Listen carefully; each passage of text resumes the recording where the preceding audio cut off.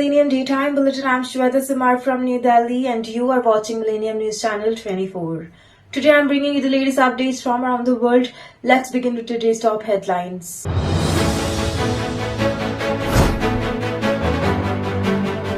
US scrapped $10 million bounty for arrest of Syria's new leader Shara.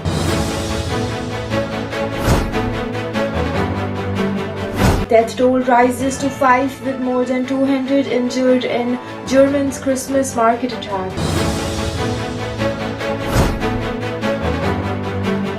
Putin says he's ready for potential talks with Trump during year-end news conference. A pro-America, India could help New Delhi win over Trump. China is building the world's largest artificial island airport.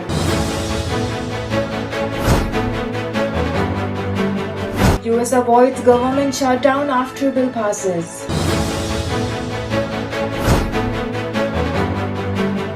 Asia considering Netflix-like game subscription service. Markets in the Americas surge with broad gains across indices. Manchester City's crisis intensified as they slipped to another damaging defeat at Aston Villa. Skiing great, Vaughan impresses on World Cup return. Now let's look at the details. The US has scrapped a $10 million bounty reward for the arrest of Syria's de facto leader Ahmed al-Shara, following meetings between senior diplomats and representatives from Hayat Tahrir al-Sham HSC. Assistant Secretary of State Barbara Leaf said Ross as pragmatic. The US delegation arrived in the capital Damascus after HTS overthrew the Bashar al-Assad regime less than a fortnight ago.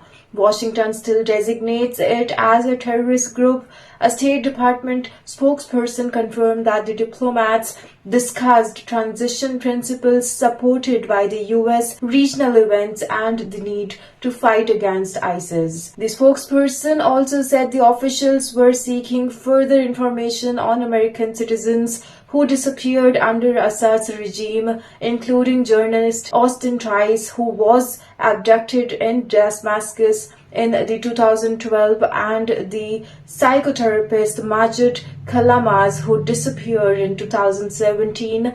A US embassy spokesperson earlier said a news conference involving Ms. Leaf had been cancelled due to security concerns. However, during a later briefing, Leaf denied that, insisting a street celebration were the cause of the delay. The visit in the first formal American diplomatic appearance in Damascus in more than a decade. It is a further sign of dramatic shift underway in Syria since the ousting of Assad and the speed of efforts by the US and Europe, also leaning on Arab countries to try to influence its emerging governance.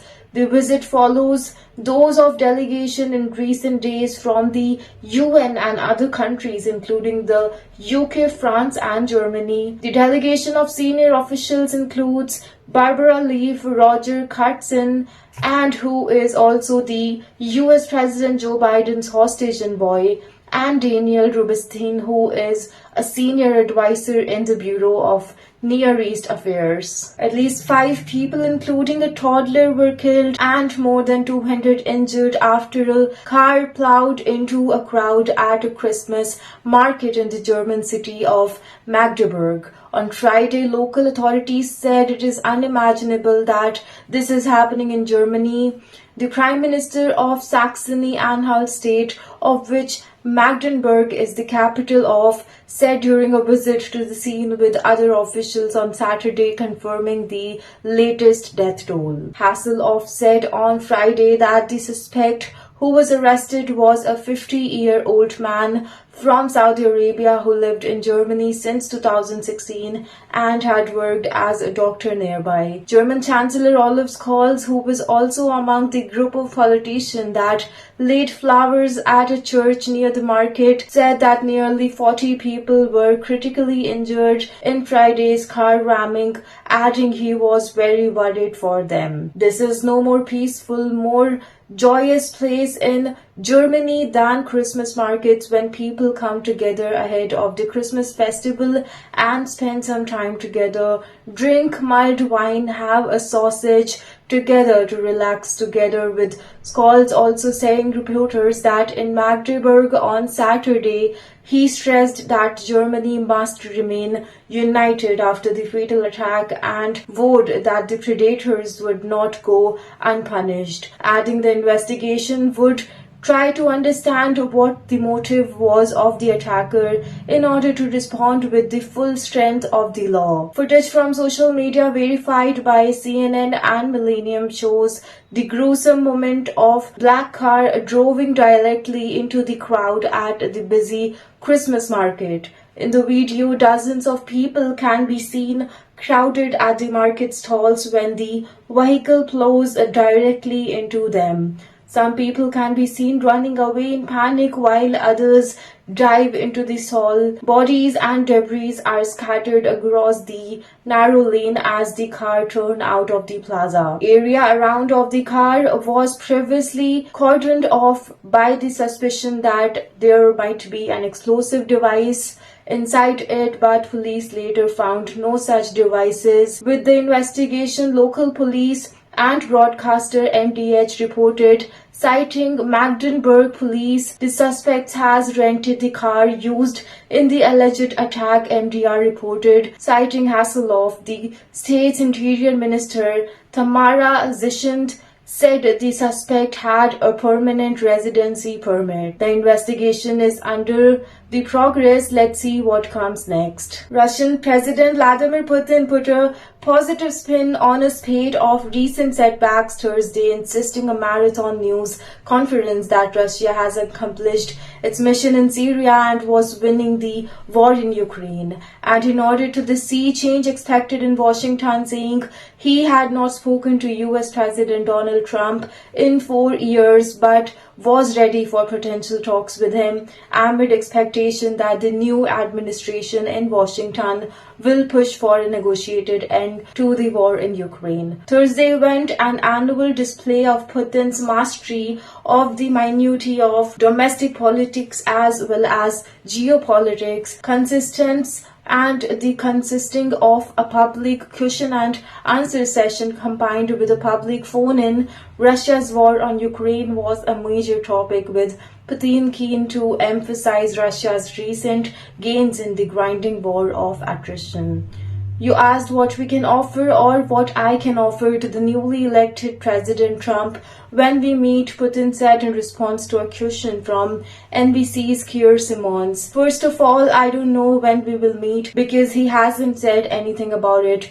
I haven't spoken to him in all 4 years. Of course, I am ready for this at any time, but I will be ready for a meeting if he wants to. Asked whether Russia would be in a weaker negotiating position because of recent setbacks in the Middle East and on the battlefield in Ukraine, Putin replied, "You said this conversation will take place in a situation when I am in some weakened state. And and those people who pay our salaries in the US would also, much like Russia, not want to be it in a weakened position." United States President-elect Donald Trump is staying true to his elements and self-given moniker of Tariff Man. This time he's taking aim at some of the world's fastest growing major economies in the week before his inauguration. Earlier this month, he signaled out the BRICS nation, threatening them with 100% tariff if they form a new currency or replace the US dollar with a different tender altogether. India, a founding member of BRIC, is powerful and central to the intergovernmental organization that also features China and Russia among others. Like other countries, India has been targeted by Trump, who called New Delhi a very big abuser of the bilateral trading relationship during a campaign event in September. Even during this first administration, Trump applied tariff on steel and aluminium that set off a cascade of retaliatory moves. He eventually also stripped the country of preferential trade status, removing a designation that exempted billions of dollars worth of the country's product from US tariff and igniting anger among Indian officials. But despite of all that, the president-elect enjoys a warm personal relationship with Indian Prime Minister Narendra Modi. The two men praised each other enthusiastically 4 years ago when the president visited Modi's home state of Gujarat. Observers say that rapport is likely to serve India well during Trump's second term. The other original BRIC members, Russia, China, and Brazil, are known to be anti-America in sentiment. Harsh Pant, the vice president of the Observer Research Foundation in the capital, told CNN India remains one country which is not. New Delhi is an outlier with the group, and that could put it in advantageous position, particularly given in heft to quash any talks with de-dollarization, he said.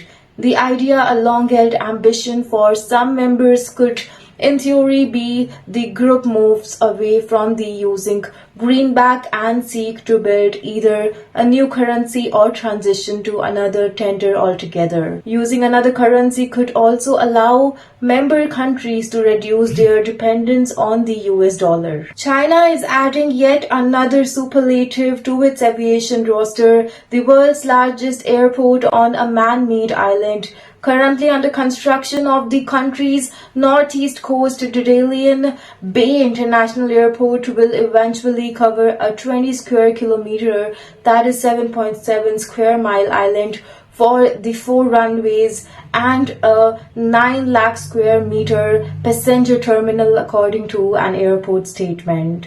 Its operators aim to handle 80 million passengers per year across 540,000 flights, with the first phase due open in 2035. The country's largest offshore airport is rising slowly from the sea level like the sunrise in the east, reads a post by Dalian Zizhu Bay International on Chinese social media platform WeChat. Once completed, it will become the world's largest airport on an artificial island, surpassing both Hong Kong International Airport and Japan's Kansai Airport, that is KIX. There have been great challenges to the construction. Li Xiang, chief engineer of Dalian Airport Construction and Development Corporation Limited, told state-run local media in October. As the project has complex geological conditions, high drilling difficulty, and high demand in quality, with a tight construction schedule, Dalian Airport, the city's international airport that has been operating nearly a century, has already met its maximum capacity and has been expanded several times in recent years. According to Yisai state-linked newspaper, the city started site selection and demonstration work on the new airport in 2003, but construction only began in earnest a few years ago, according to the state-run local media. New airports are a key part of China's aviation growth, and the country is on track to pass the United States and become the world's largest air travel market. Beijing's second airport, Daxing PKX, opened to great fanfare on the October 1st, 2019, and the 70th anniversary of the founding of the People's Republic China. All-time Chinese officials said the country would need 450 airports by 2035 to keep up with the demand. The US Senate has voted to pass a budget deal to avert what could be the first federal government shutdown since 2019, only hours after the lower house of representatives approved the same legislation. The budget deal was passed shortly after a midnight deadline with a overwhelming margin of 85 to 11. The bill does not include a demand from President-elect Donald Trump that lawmakers increase how much money the federal government can borrow, showing the limits of his ability to command lawmakers from his own party. The bill has now gone to President Joe Biden to be signed into law. The Senate voted shortly after 12 o'clock with the most Democrats and Republicans supporting the measure.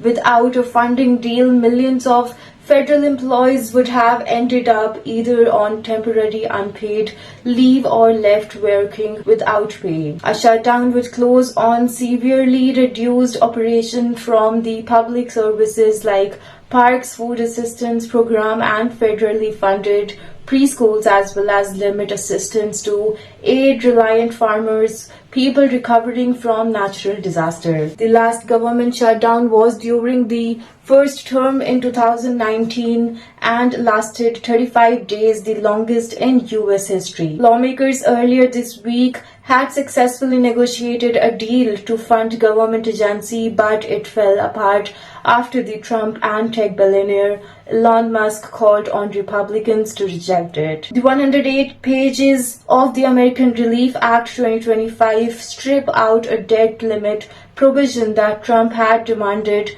which was a striking point for Democrats and some Republican budget hawks in an earlier draft bill. The deal also removes measures sought by the Democrats in the first version of the bill, including the first pay rise for lawmakers since 2009, federal fund to rebuild a bridge that collapsed in Baltimore, healthcare reforms, and provisions aimed at preventing hotels and live events venue from deceptive advertising.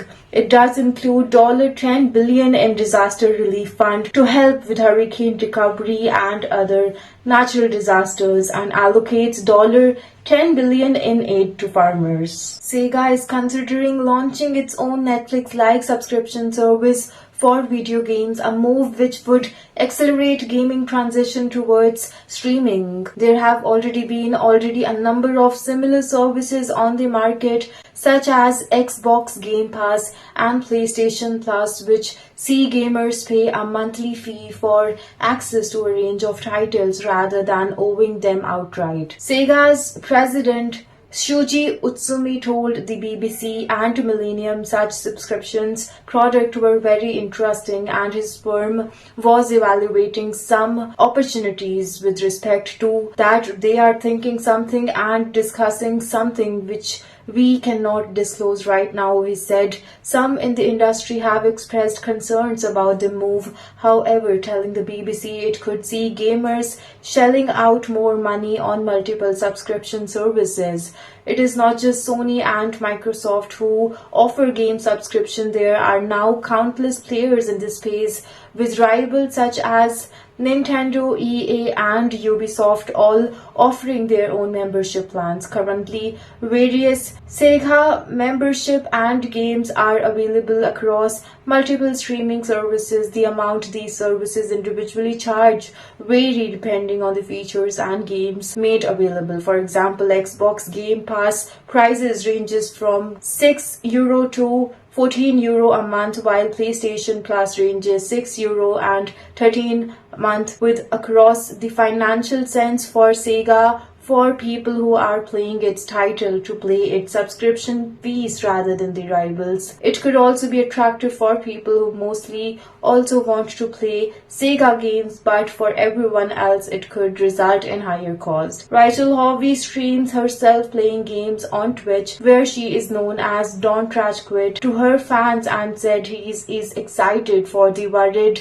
across the another subscription services that are on the outset. Let's see how it also plays out. Financial market across the Americas are showing strong upwards movement as major indices report solid gains. Leading the charge, the Dow Jones Industrial Average in the United States jumped by an impressive 498 points, translating a 1.1% increase. This sharp rise reflects positive sentiments driven by strong economic data and renewed confidence in the corporate earnings. Similarly, the S&P 500 climbed 1.09, while the tech-heavy Nasdaq advanced 1.03%, adding 199 points, indicating resilience in the technology and government growth sectors. In addition to the rally in equity, the volatility index VIX, often referred to as the fear gauge, edged up 2.5%, signaling heightened activity but controlled risk appetite among investors.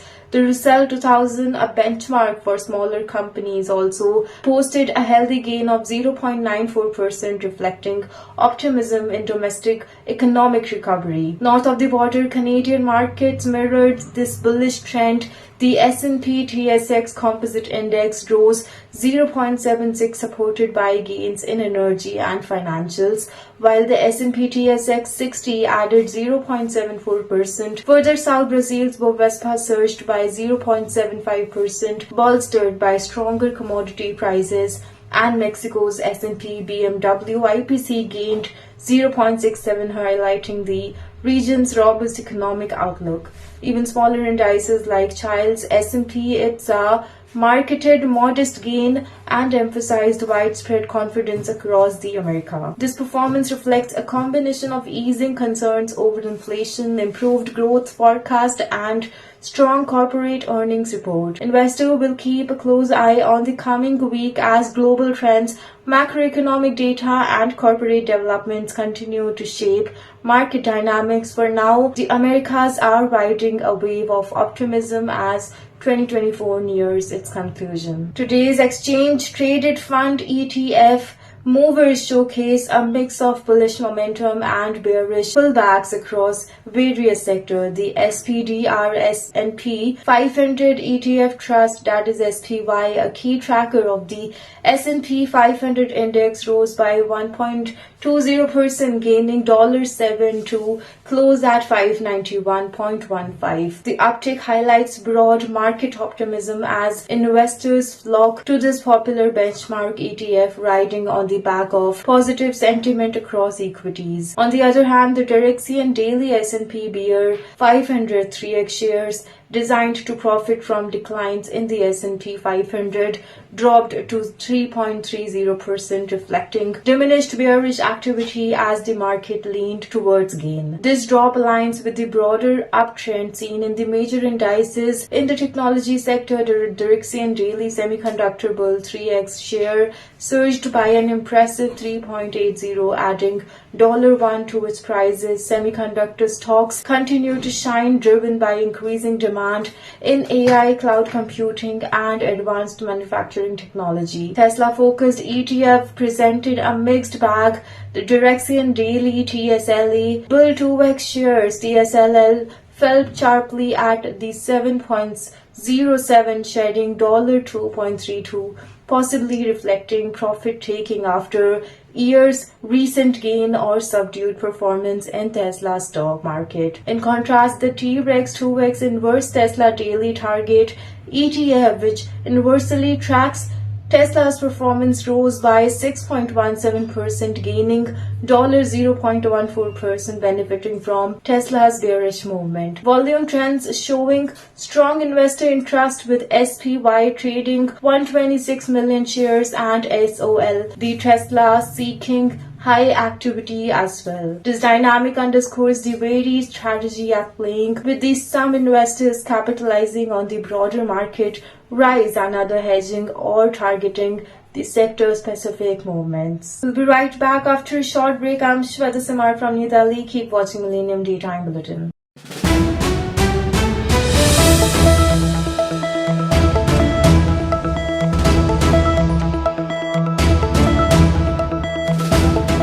Millennium TV, bridging communities worldwide. We broadcast diverse international content from Europe, Asia, Africa, and now right here in the USA. Watch us via Roku on your smart TV. Download the Millennium TV app from the App Store to stream our shows anywhere, anytime. Millennium TV.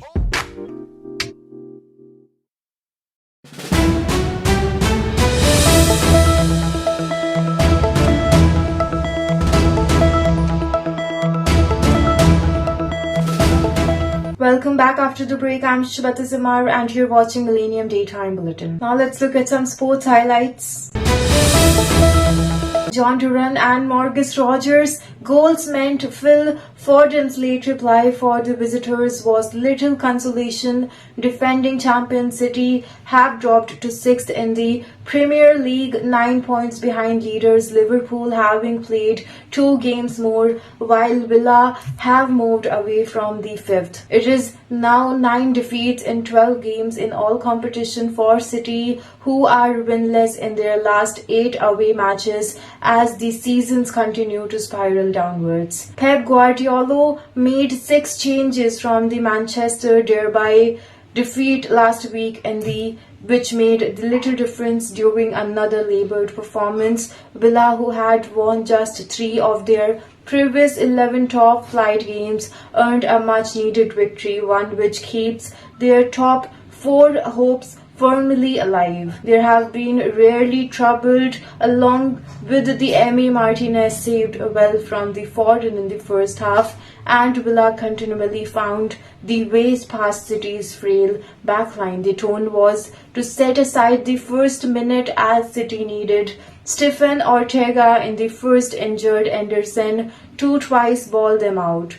The brilliant turned Pau Torres header of the bar, the goalkeeper clawing the ball out of the almost over the line, having already saved from the run following the Josko Guardiola's mistake after just 15 seconds.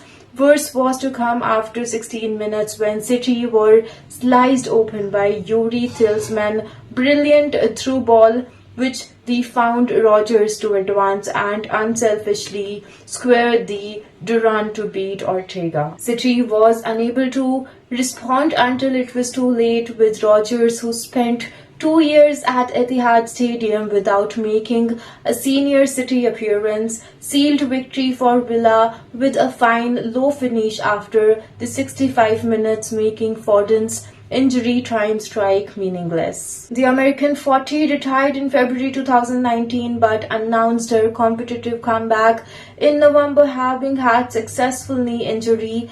Vaughan, who is aiming to make the 2026 Winter Olympics in Italy, crossed the finish line in 1 hour 16 minutes and 35 seconds in Switzerland, 1.18 seconds slower than winner Cornelia Hunter of the Australia. I felt really good that definitely a lot of people left to give, Vaughan told Eurosport. I really wanted to get to the finish today but be solid. I didn't want to risk too much. Today was not the day to do anything special. It feels so good to have the nerves, to have the butterflies, to have the adrenaline rush and to push yourself. I think this is the perfect start and I look forward to trying to improve every race.